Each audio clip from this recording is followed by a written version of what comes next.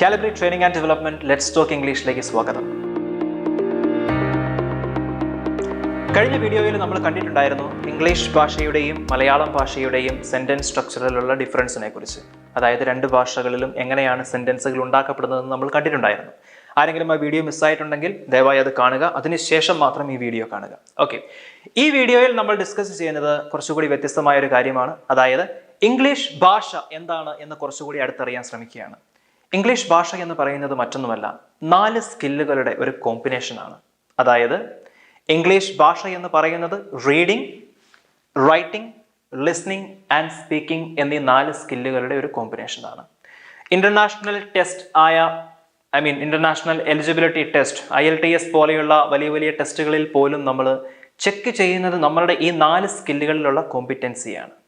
ഇനി എങ്ങനെ സ്മാർട്ടായി നമുക്ക് ഇംഗ്ലീഷ് പഠിച്ചെടുക്കാം, ഈ 4 സ്കില്ലുകളെ വേണ്ട വിധം ഉപയോഗപ്പെടുത്തി എങ്ങനെ സ്മാർട്ടായി നമുക്ക് ഇംഗ്ലീഷ് പഠിച്ചെടുക്കാം എന്നാണ് ഞാൻ പറയാൻ പോകുന്നത്. ഇവിടെ ഞാനൊരു സ്ക്വയർ വരച്ചിട്ടുണ്ട്. ഇത് നിങ്ങളുടെയൊക്കെ വീടിൻ്റെ മുകളിലുള്ള ഒരു വാട്ടർ ടാങ്ക് ആണെന്ന് വിചാരിക്കുക. വളരെ ലളിതമായ ഒരു ഉദാഹരണത്തിലൂടെയാണ് ഞാനിത് വ്യക്തമാക്കാൻ ശ്രമിക്കുന്നത്. നിങ്ങളുടെ വീടിനുള്ള മുകളിലുള്ള ഒരു വാട്ടർ ടാങ്ക് ആണെങ്കിൽ നമ്മൾ അതിനുള്ളിലേക്ക് വെള്ളം ഒഴിക്കാൻ ശ്രമിക്കുന്ന 2 പൈപ്പുകളുണ്ട്. അവയാണ് ഞാൻ ഈ മുകളിൽ മാർക്ക് ചെയ്തിരിക്കുന്നത്. ഓഫ് കോഴ്സ്, തീർച്ചയായിട്ടും നമുക്ക് ആ വാട്ടർ ടാങ്കിൽ നിന്നും വീട്ടിലെ ആവശ്യത്തിന് വേണ്ടി വെള്ളം എടുക്കാനുള്ള 2 പൈപ്പുകളും ഉണ്ട്. അവയാണ് ഞാൻ ഈ താഴെ മാർക്ക് ചെയ്തിരിക്കുന്നത്. ഇതിൽ 2 എണ്ണം അതിൻ്റെ ഉള്ളിലേക്ക് വെള്ളം നിറയ്ക്കുന്നതും 2 എണ്ണം അതിൻ്റെ ഉള്ളിൽ നിന്ന് വെള്ളം പുറത്തേക്ക് എടുക്കുന്നതുമാണ്. ഓഫ് കോഴ്സ്, ഇത് നമ്മുടെ മൈൻഡ് ആണ് എന്ന് സങ്കല്പിച്ചു കഴിഞ്ഞാൽ, ഞാൻ ഒന്നുകൂടെ റിപ്പീറ്റ് ചെയ്യുകയാണ്, ഈ വാട്ടർ ടാങ്കിനെ നിങ്ങളുടെ മനസ്സാണ് എന്ന് സങ്കല്പിച്ചു കഴിഞ്ഞാൽ ലാംഗ്വേജിന്റെ ലെവലിൽ ചിന്തിക്കുമ്പോൾ നമ്മുടെ മനസ്സിനുള്ളിലേക്ക് വരുന്ന 2 ഘടകങ്ങളുണ്ട്. അതിലൊന്നാണ് റീഡിംഗ്, മറ്റൊന്ന് ആണ് ലിസ്ണിംഗ്. ഈ 2 വഴികളിലൂടെ മാത്രമാണ് നമ്മുടെ ഉള്ളിലേക്ക് ഇംഗ്ലീഷ് ഭാഷ വരുന്നത്. അതായത് നമ്മുടെ മനസ്സിൽ ഇംഗ്ലീഷ് ഭാഷ നിറയുന്നത്. ഇനി ഇതിൽ നിന്നും പുറത്തേക്ക്, നമ്മുടെ ഉള്ളിലുള്ള ഇംഗ്ലീഷിനെ പുറത്തേക്ക് എടുക്കുവാൻ അല്ലെങ്കിൽ എക്സ്പ്രസ് ചെയ്യുവാൻ നമ്മൾ ഉപയോഗിക്കുന്ന 2 സ്കില്ലുകളാണ്.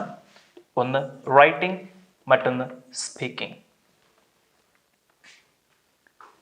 ഈ ഒരു വാട്ടർ ടാങ്കിനെ പുറമേ നിന്ന് നോക്കിക്കഴിഞ്ഞാൽ വളരെ നോർമൽ ആയിട്ടുള്ള ഒരു വാട്ടർ ടാങ്ക് ആയിട്ട് തോന്നുമെങ്കിലും ഇതിൻ്റെ മൂടയൊന്ന് തുറന്നു നോക്കിക്കഴിഞ്ഞാൽ ഇതിനൊരു പ്രത്യേകതയുണ്ട്. ഇതിൻ്റെ നടുവിൽ ഒരു പാർട്ടീഷൻ ഉണ്ട്. അതായത് ഈ വശവും മറ്റേ വശവും തമ്മിൽ യാതൊരു ബന്ധവുമില്ല. നിങ്ങൾ ഈ ടാപ്പിലൂടെ വെള്ളം ഒഴിച്ചു കഴിഞ്ഞാൽ നിങ്ങൾ ഒഴിക്കുന്ന വെള്ളം അത്രയും നിറയുന്നത് ഈ സൈഡിൽ മാത്രമായിരിക്കും. ഈ വശം അപ്പോഴും എംപ്റ്റി ആയിരിക്കും. ചുരുക്കി പറഞ്ഞാൽ, നിങ്ങൾ കണ്ടിന്യൂസ് ആയി റീഡിംഗ് ആണ് ചെയ്യുന്നതെങ്കിൽ നിങ്ങൾ ഇംപ്രൂവ് ചെയ്യുക നിങ്ങളുടെ റൈറ്റിംഗ് സ്കില്ലായിരിക്കും. അതല്ല, നിങ്ങൾ കണ്ടിന്യൂസ് ആയി ലിസണിംഗ് ആണ് ചെയ്യുന്നതെങ്കിൽ നിങ്ങൾ ഇംപ്രൂവ് ചെയ്യുന്നത് നിങ്ങളുടെ സ്പീക്കിംഗ് സ്കില്ലായിരിക്കും. നമ്മുടെ മൈൻഡിന്റെ വർക്കിംഗ് അങ്ങനെയാണ്. ഇതറിയാതെ പലപ്പോഴും നമ്മൾ ഇംഗ്ലീഷ് ഇംപ്രൂവ് ചെയ്യണമെന്ന് വിചാരിക്കുമ്പോൾ we start working on writing and speaking. അത് ശരിക്കും റിസൾട്ടാണ്. നമ്മൾ കണ്ടിന്യൂസ് ആയി റീഡിങ്ങും ലിസണിങ്ങും ചെയ്യുമ്പോൾ നമുക്കുണ്ടാവുന്ന റിസൾട്ടാണ് റൈറ്റിംഗ് ആൻഡ് സ്പീക്കിംഗ്.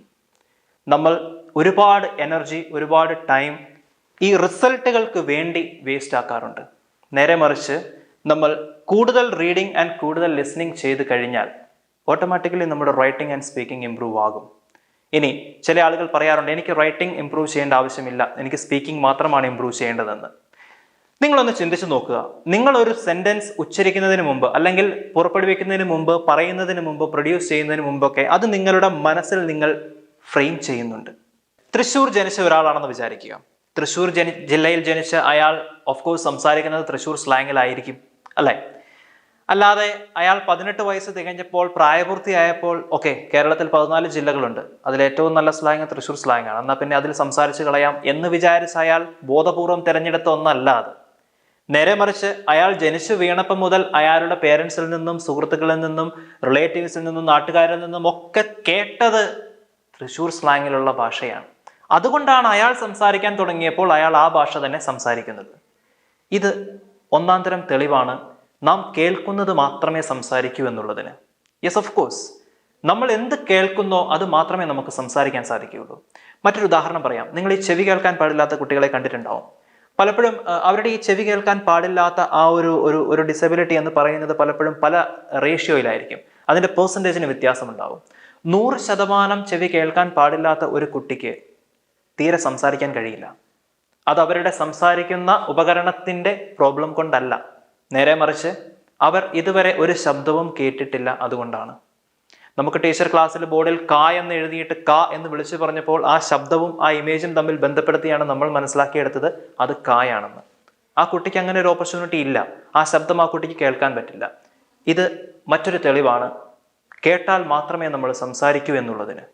അതുകൊണ്ട് നിങ്ങൾ നിങ്ങളുടെ സംഭാഷണമാണ് അല്ലെങ്കിൽ സ്പോക്കൺ ഇംഗ്ലീഷ് ആണ് ഇംപ്രൂവ് ചെയ്യാൻ ഉദ്ദേശിക്കുന്നതെങ്കിൽ ഓഫ് കോഴ്സ് ഇന്ന് മുതൽ നിങ്ങൾ കേൾക്കുവാൻ തുടങ്ങുക. നല്ല ഇംഗ്ലീഷ് കേൾക്കുവാൻ തുടങ്ങുക. അങ്ങനെ നിങ്ങളുടെ സംഭാഷണം ഓട്ടോമാറ്റിക്കലി ഇംപ്രൂവ് ആകും. ഇനി ചില ആളുകൾ പറയാറുണ്ട്, എനിക്ക് റൈറ്റിങ്ങിൻ്റെ ആവശ്യമൊന്നുമില്ല, എനിക്ക് സ്പീക്കിംഗ് ആണ് ആവശ്യം. ഇങ്ങനെ പറയുന്ന ആളുകൾ മനസ്സിലാക്കേണ്ട ഒരു കാര്യമുണ്ട്. നിങ്ങളൊരു സെൻറ്റൻസ് പ്രൊഡ്യൂസ് ചെയ്യുന്നതിന് മുൻപ് അത് നിങ്ങളുടെ മനസ്സിൽ നിങ്ങൾ ഒരു പ്രാവശ്യം എഴുതുന്നുണ്ട്. നിങ്ങളുടെ മനസ്സിൽ ആ സെൻറ്റൻസ് ഫ്രെയിം ചെയ്യാതെ നിങ്ങൾക്ക് ഒരിക്കലും അത് പ്രൊഡ്യൂസ് ചെയ്യാൻ സാധിക്കില്ല. ഇങ്ങനെ നിങ്ങളുടെ മൈൻഡിൽ നിങ്ങൾ ഫ്രെയിം ചെയ്യുന്ന സെൻറ്റൻസ് തെറ്റാണെങ്കിൽ ഓഫ് കോഴ്സ് നിങ്ങൾ പറയുന്നതും തെറ്റായിരിക്കും. അതുകൊണ്ട് ഒരിക്കലും സ്പോക്കൺ ഇംഗ്ലീഷ് ട്രെയിനിങ് തുടങ്ങേണ്ടത് നിങ്ങളുടെ നാക്കിലല്ല, നേരെ മറിച്ച് നിങ്ങളുടെ മൈൻഡിലാണ്. നിങ്ങളുടെ മൈൻഡിൽ സെൻറ്റൻസ് സ്ട്രക്ചറിങ് 100% ക്ലിയർ ആയിരിക്കണം. ഇങ്ങനെ 100% സെൻറ്റൻസ് സ്ട്രക്ചറിങ് നമ്മുടെ ഉള്ളിൽ ക്ലിയർ ആയാൽ മാത്രമേ തെറ്റുകൂടാതെ സെൻറ്റൻസുകൾ നമുക്ക് ഉണ്ടാക്കി പറയുവാൻ സാധിക്കുകയുള്ളൂ. അത് റൈറ്റിങ്ങിലായാലും സ്പീക്കിങ്ങിലായാലും. ഓക്കെ, ഇനി ഈ സെൻറ്റൻസ് സ്ട്രക്ചറിങ്ങിനെ കുറിച്ച് വരുന്ന ക്ലാസ്സുകളിൽ ഞാൻ ഡീറ്റെയിൽ ആയി സംസാരിക്കുന്നുണ്ട്. അതുകൊണ്ട് മിസ്സാവാതെ ആ വീഡിയോകൾ കാണുവാൻ ശ്രമിക്കുക. അതുവരെ സ്റ്റേ ട്യൂൺഡ്.